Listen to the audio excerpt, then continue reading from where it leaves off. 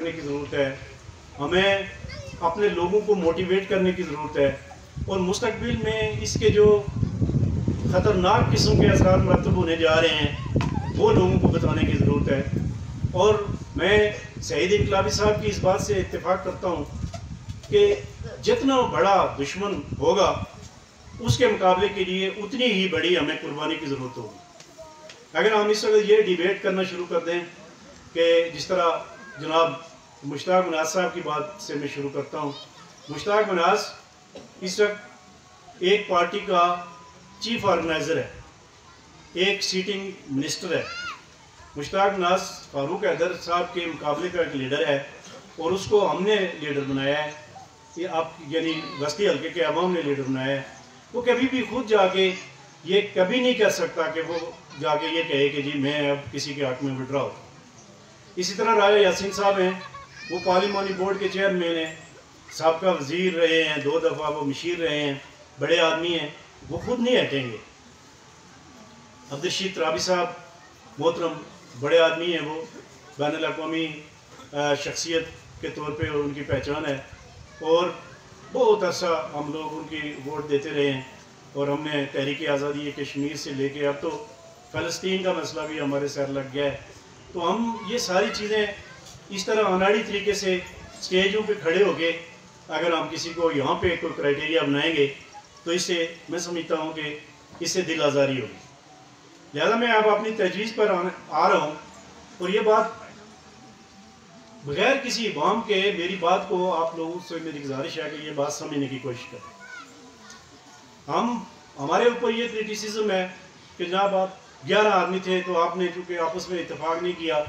तो आपने सब इलेक्शन लड़ना चाहते थे तो तनवीर इलियास को टिकट मिल गया। देखें, हज़रत यूसुफ अलैहिस्सलाम को ख़रीदने के लिए एक बुढ़िया भी गई थी, एक वो अट्टी सी लेके, उस पर तो किसी ने क्रिटिसाइज़ नहीं किया। ये देखना कि कौन किसका मेरिट है, कौन डिज़र्व करता है, कौन इलेक्शन जीत सकता है, ये तो एक पार्लिमानी बोर्ड की जिम्मेदारी है। हाँ, जब टिकट मिल गया, जब टिकट रिवर्स नहीं हुआ, मैं समझता हूँ कि उसके बाद पीटीआई की एक जमात के साथ मुंसलिक होने के बाद मैं समझता हूँ कि फिर अगर किसी ने वहाँ पे इलेक्शन लड़ने की दरख्वास्त दी है उसको आप क्रिटिसाइज़ कर सकते हैं, उसको आप तनकीद कर सकते हैं। चनाचे मैंने, कर्नल नसीम साहब ने और इसी तरह राजा कदीर साहब हैं, हमने कोई दरख्वास्त नहीं दी है और शायद जिन लोगों ने दी भी है तो वो शायद इस अपॉर्चुनिटी के लिए दी हो कि शायद चलते चलते पार्लिमानी बोर्ड को फिर कहीं एहसास हो जाए अपनी गलती का, तो कहीं हम उससे बाहर ना हो जाए। अब इस वक्त जो जिस आफत और जिस मुसीबत और जिस कन्फ्यूजन और जिस उलझन में हम सारे लोग फंसे हुए हैं, मैं एक लिहाज से तनवीर इलियास साहब का शुक्रिया भी अदा करता हूँ कि जिस तरह कोई था ना, एक कोई बच्चा था अपनी माँ को बड़ी गाल गलौज करता था, वो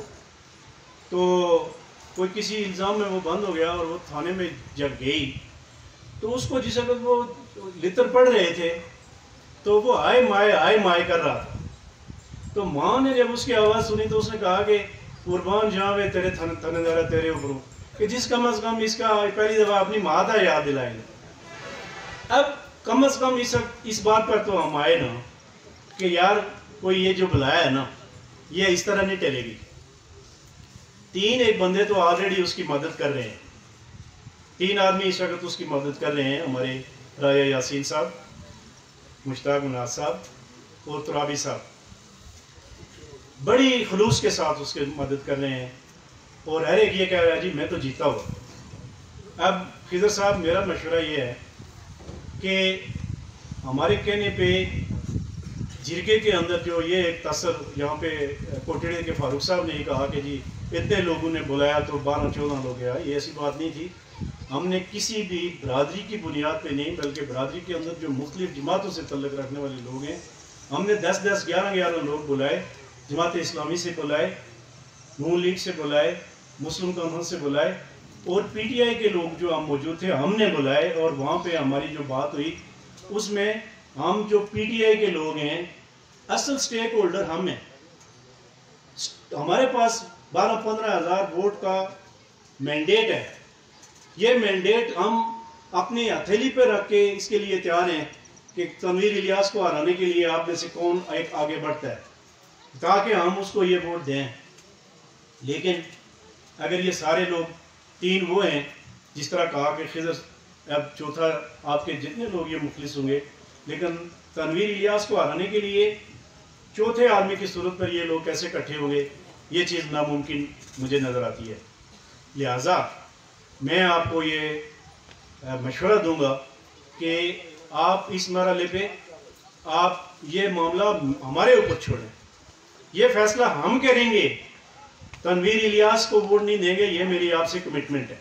तनवीर इलियास को हम वोट नहीं देंगे, मेरी ये कमिटमेंट है। लेकिन इसमें शर्त ये है कि आप हमारा फैसला मानेंगे। अगर हमने ये देखा कि खिज़र रफ़ीक की सूरत में हम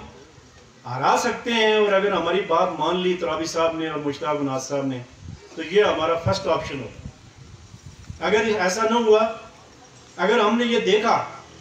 कि राजा यासीन जो एक पुराने जमात से ताल्लुक़ रखते हैं और वो कोई इस्टेब्लिशमेंट की तरफ से कोई बी टीम तो नहीं है तनवीर इलियास के, ये हमने पहले उसकी पूरी तहकीक करनी है। तो फिर खिज़र रफ़ीक को हमारी ये बात माननी पड़ेगी, मुश्ताक नाज साहब को ये बात हमारी माननी पड़ेगी, तराबी साहब को हमारी ये बात माननी पड़ेगी कि हमारे एक मुश्तरका हमला आवर को जो है ना, हम मिल के जो है ना उसका मुकाबला करेंगे। लेकिन अगर ये चारों बंदे, तीनों बंदे अगर ये इलेक्शन में बदस्तूर बाकी इलेक्शन लड़ते रहें, तो फिर आप मुझे ये बताएं कि कल इन तीन आदमियों को जो हारने के लिए साफ नज़र आ रहा है कि ये तीन आदमी जब इलेक्शन लड़ेंगे तो ये हार जाएंगे, तो हम PTI वाले जाके इनके पास खड़े हो जाए हारने के लिए। इससे बेहतर ये नहीं है कि वो जो लोग बिके हुए हैं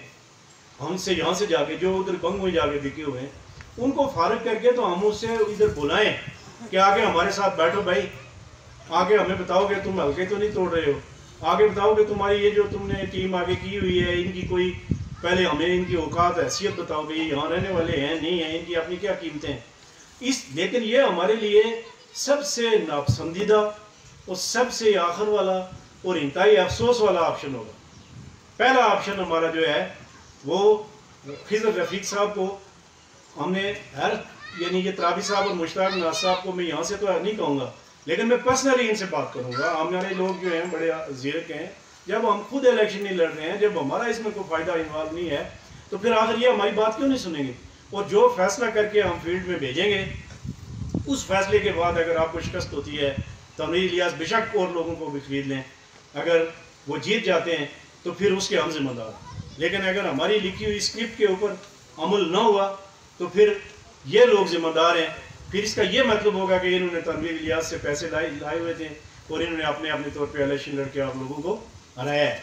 आखिर में मैं राजा रफ़ीक साहब मरहूम मगफूर से लेके आज भी जो जनाजे हुए हैं और तनवीर इलियास साहब के चाचा सगीर चुगताई, इन सब के लिए दुआ करता हूँ कि अल्लाह ताला सबको मग़फ़िरत उनकी फरमाए, उनके दर्जात बुलंद फरमाए और हम सब को इस बुहरान से कमा को अच्छी काविश के साथ निकलने की कामयाबी अता फरमाए। वमा अलैना इल्लल बलाग।